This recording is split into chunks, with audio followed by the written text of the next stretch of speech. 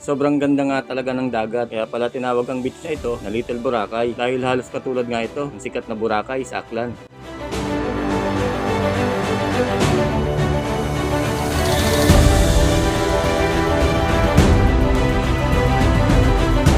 Sobrang linaw ng tubig, kaya kitang-kita mo ang mga corals at mga isda sa ilalim ng dagat. Kaya napakaganda nito para sa snorkeling o diving. Makikita mo rin ang iba't ibang uri ng mga sea creatures tulad na lang ng starfish.